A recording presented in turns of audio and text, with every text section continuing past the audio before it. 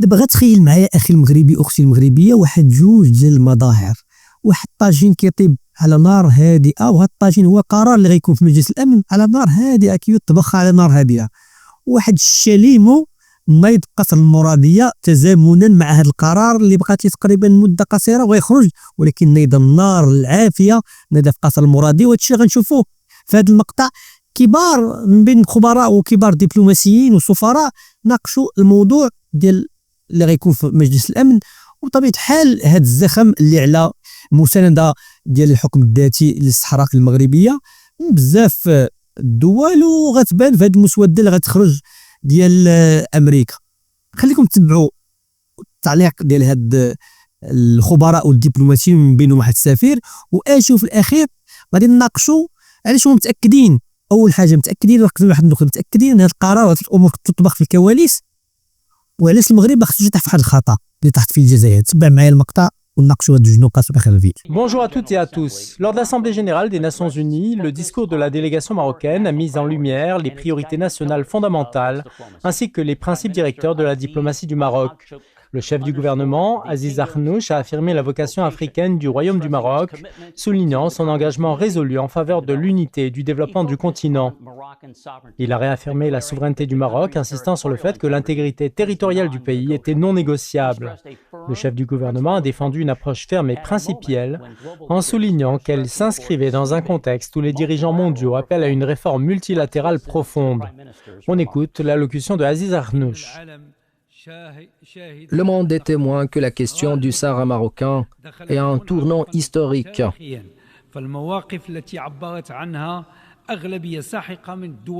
Une majorité écrasante de pays membres des Nations Unies soutient aujourd'hui l'initiative marocaine.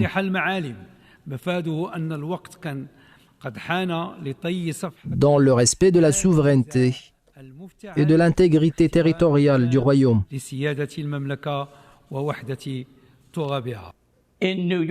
En marge de cette Assemblée générale des Nations Unies, le président Donald Trump a rencontré des dirigeants musulmans et arabes, avec la guerre à Gaza au cœur de ces discussions.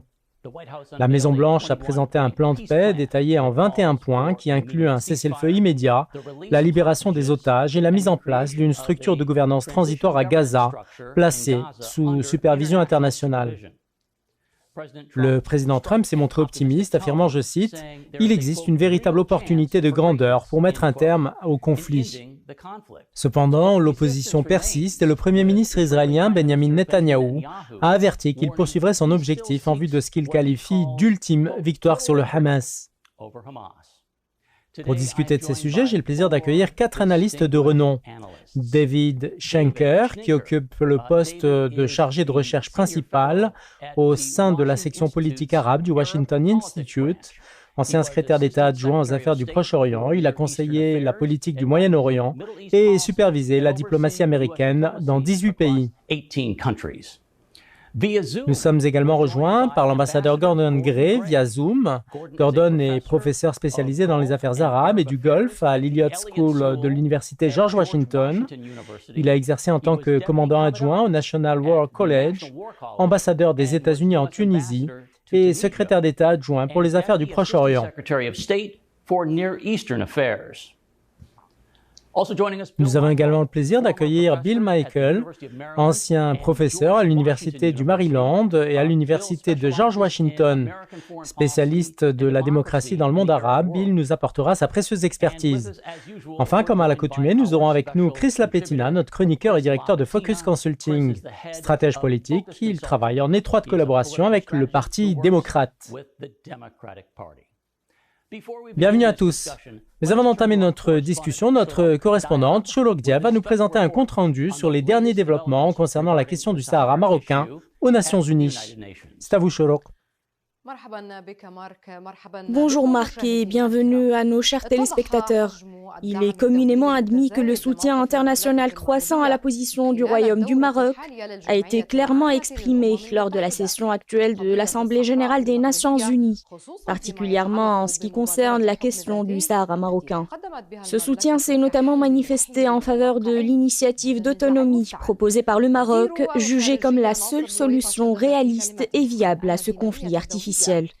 Dans son discours, le ministre des Affaires étrangères, Nasser Bourita, a souligné que la dynamique internationale autour de ce dossier témoigne de la conviction partagée par la majorité des États membres et que le moment est venu de clore ce conflit dans le respect de la souveraineté et de l'intégrité territoriale du Maroc.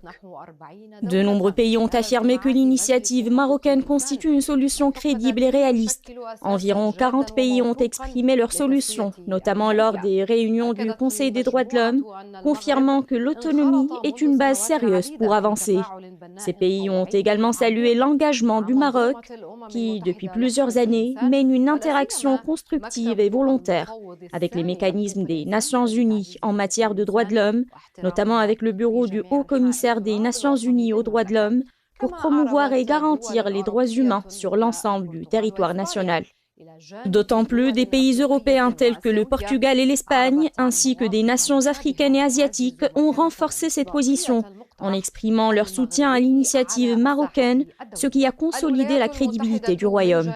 De son côté, les États-Unis ont réaffirmé leur position constante en soutenant l'intégrité territoriale du Maroc, y compris dans ses provinces du Sud. D'ailleurs, lors de sa visite à Rabat, le sous-secrétaire d'État américain Christopher Landau a insisté sur le fait que son pays considère le Sahara comme une partie intégrante du royaume et encourage les entreprises américaines à y investir. Dans la même veine, le Royaume-Uni et le Kenya ont également rejoint les pays soutenant l'autonomie, ce qui reflète l'élargissement du cercle de soutien international au Maroc et confirme que l'initiative marocaine bénéficie désormais d'un large consensus aux quatre coins du monde. À cela s'ajoute la reconnaissance par le Paraguay de la souveraineté du Maroc sur ses provinces du Sud, renforçant ainsi la dynamique de reconnaissance internationale en faveur du royaume. Il devient donc clair que le Maroc mène une bataille diplomatique réussie, marquée par une reconnaissance croissante de l'initiative d'autonomie. Le royaume du Maroc espère capitaliser sur ces succès pour obtenir un consensus au niveau du Conseil de sécurité, afin de garantir la mise en œuvre de l'autonomie sur le terrain comme solution définitive et mettre fin à 5 décennies de souffrance et d'exploitation des enfants, des femmes et des personnes âgées dans les camps de Tindouf. Merci Shourouk. Ma première question est pour David Schenker. Face aux défis actuels, comment le Royaume du Maroc parvient-il à équilibrer la défense de son intégrité territoriale avec ses efforts en faveur d'un partenariat régional et continental pour la paix et le développement? Et comment cette dynamique se reflète-t-elle dans le discours du chef du gouvernement du Maroc à l'Assemblée générale des Nations Unies?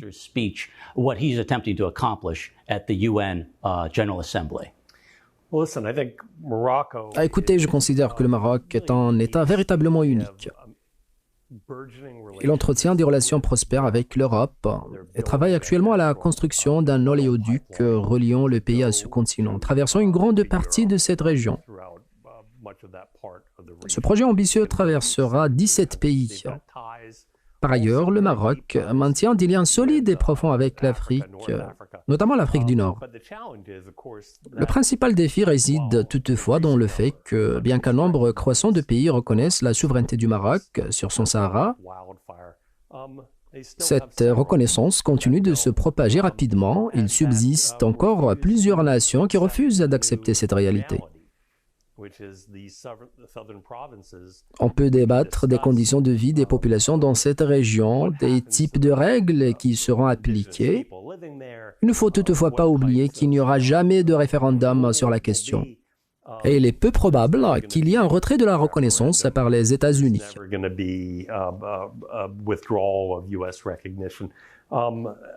Je pense également qu'il existe une certaine incertitude quant à l'action future des Nations Unies, et plus particulièrement concernant le rôle de la MINURSO et les casques bleus dans la région du Sahara. Malgré cela, je suis convaincu que les défis auxquels le Maroc fait face sont parfois exagérés. Le Maroc se trouve en effet dans une position exceptionnelle, non seulement au niveau régional, mais également en tant que pont stratégique entre l'Europe et le continent africain. Il est indéniablement exact que la reconnaissance croissante de la souveraineté du Maroc sur le Sahara marque un tournant significatif. Il y a des avancées notables en faveur de la position du Maroc depuis la dernière Assemblée générale de l'ONU. À cet égard, Bill Michael, l'autonomie constitue une solution équitable et acceptable pour toutes les parties concernées. Dans ce contexte, comment évaluez-vous cet appel ainsi que les développements intervenus à l'ONU pour faire progresser ce processus? Je l'évaluerai de manière extrêmement favorable. Il semble que le Maroc enchaîne les succès diplomatiques. En juillet dernier, le président Trump a réaffirmé la souveraineté du Maroc sur le Sahara tout en apportant son soutien au plan d'autonomie proposé par le Royaume. Il s'agit là d'une victoire diplomatique majeure pour le Maroc. De plus, la Grande-Bretagne a officiellement adhéré à ce plan d'autonomie et la France a également exprimé son soutien. Ces développements représentent indéniablement des victoires diplomatiques considérables. J'ai par ailleurs été particulièrement satisfait de la rencontre qui s'est tenue il y a quelques jours entre le ministre des Affaires étrangères Nasser Bourita et le vice-secrétaire d'État américain Christopher Landau.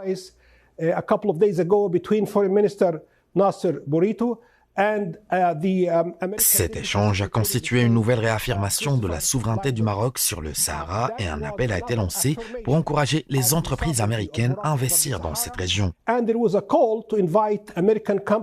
Je suis donc convaincu que les événements évoluent dans la bonne direction et que cela devrait préparer le terrain pour une plus grande acceptation au niveau international de la stratégie marocaine concernant le Sahara, une stratégie qui est à la fois légitime et juste aux yeux de la communauté internationale. Bill, on a vu en marge de cette Assemblée générale un engagement renforcé des États-Unis en faveur d'un investissement accru au Sahara marocain, ainsi qu'une certaine volonté concernant la possibilité d'ouvrir un consulat dans cette région, ce qui ne manquerait pas de stimuler les investissements américains et d'ouvrir de nouvelles opportunités dans cette zone. Ces développements témoignent de mouvements très significatifs dans cette direction. Nous allons maintenant rejoindre l'ambassadeur Gray qui est avec nous en visioconférence. Excellence, l'accent mis par le Maroc sur l'Afrique ainsi que ses appels en faveur du développement du continent et du progrès de ses peuples ont constitué des éléments clés du discours d'Aziz Ahnouch lors de l'Assemblée générale des Nations unies. Alors comment évaluez-vous l'engagement pris à New York lors de cette dernière session onusienne? Well, I think that one criticism that I would make of U.S. policy je considère que l'une des critiques que j'adresse à la politique américaine, qu'elle soit menée sous un président démocrate ou républicain, comme c'est le cas actuellement, réside de l'attention insuffisante accordée à l'Afrique en tant que continent.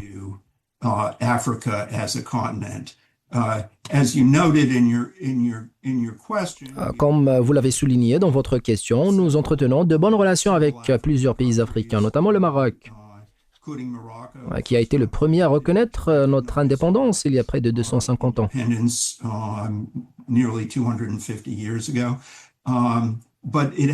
Cependant, cette relation n'a pas été suffisamment soutenue par une approche stratégique envers l'Afrique. Cela me semble regrettable, car une telle démarche bénéficierait tant au peuple africain et américain. Merci, ambassadeur Gray. Je me tourne à présent vers notre chroniqueur Chris Lapettina. Comme vous le savez, alors que les Nations unies poursuivent leurs efforts pour résoudre la question du Sahara, le secrétaire d'État adjoint américain Christopher Landau a déclaré à New York que les États-Unis soutiennent les investissements dans le Royaume, y compris dans la région du Sahara. Comment interprétez-vous cette déclaration? L'ambassadeur a exprimé des critiques envers la politique américaine. Quelles sont, selon vous, les prochaines étapes à envisager pour aller de l'avant?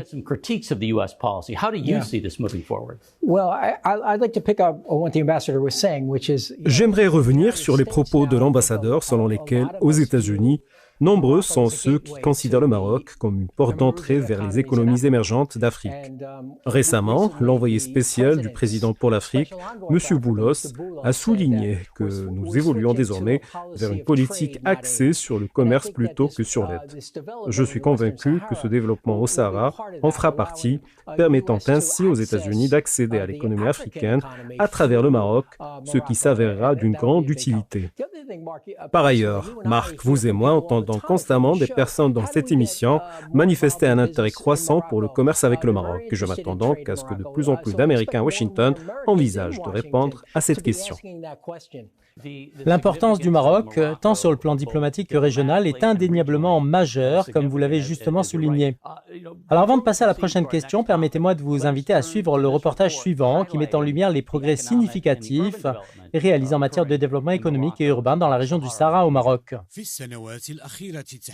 Ces dernières années, les provinces du sud du Maroc se sont transformées en véritables plateformes de développement et de prospérité grâce à la vision stratégique de Sa Majesté le roi Mohammed VI, qui a fait du Sahara marocain un pilier central du projet de développement national.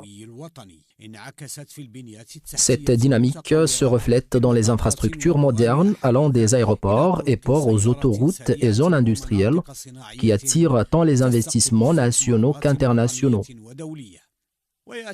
Parmi ces initiatives figure le projet du port à Dakhla Atlantique qui permettra au Royaume du Maroc de consolider sa position en tant que porte d'entrée pour le développement au cœur du continent africain et comme carrefour des échanges commerciaux entre le Nord et le Sud. D'autant plus, des projets d'une grande importance ont vu le jour dans des domaines tels que les énergies renouvelables, les ressources maritimes, la promotion des entreprises locales et le soutien aux initiatives de jeunes et de femmes qui renforceront la position des régions du Sud à la fois sur le plan national et continental. Par ailleurs, sous la conduite éclairée de Sa Majesté le roi Mohammed VI, le Maroc a prêté une attention particulière à la dimension sociale avec la construction d'hôpitaux modernes, d'établissements d'enseignement et de projets associatifs visant à intégrer les jeunes et les femmes dans le marché du travail. Ces réalisations illustrent l'engagement constant de Sa Majesté le Roi envers le Sahara marocain et les discours royaux qui ne cessent de souligner que ces provinces du Sud ne sont pas seulement une partie intégrante du royaume, mais représentent également un espace prometteur pour un développement durable et une prospérité économique. D'ailleurs, ce modèle marocain est unique en Afrique et partout dans le monde. De même, la situation actuelle est sans équivoque en ce qui concerne ceux qui défendent, construisent, développent et édifient le Sahara marocain, et ceux en revanche qui exploitent les réfugiés et les détenus et tirent profit de leurs souffrances. اولا بسبب الاستثمارات صح ما يمكنش استثمارات ديال الشركات كبرى وعارفين الاقتصاد الامريكي مبني على الراسماليات الكبرى في الشركات يعني ما يمكنش الشركه تاخذ قرار الا ما كان شي حاجه شي جهه سياسيه ضامنه الموضوع يعني الاستثمارات كتغطي على قرارات كاينه.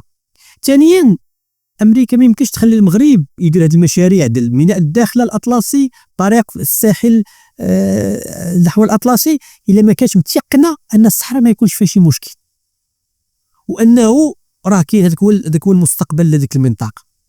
وثالثا ما يمكنش امريكا كما هادو متاكدين عندهم تقارير يخلي الصين تدخل المنطقه بلا هي ما تدخل.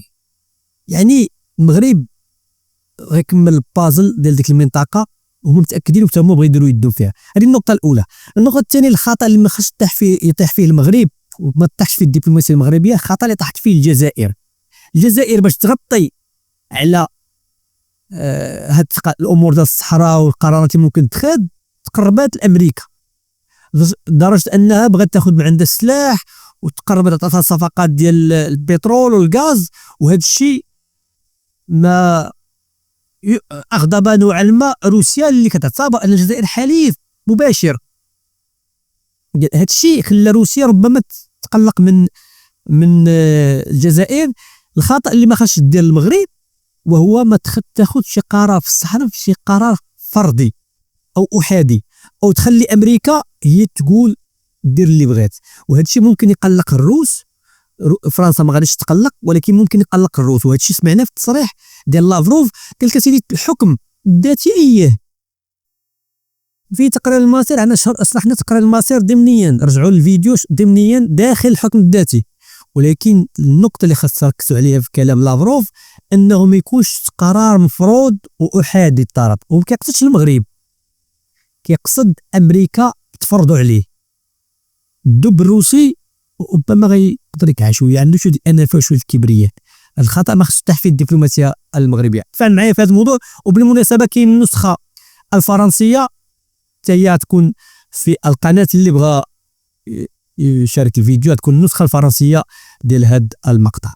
هادشي اللي كان اخوان تبارك الله عليكم.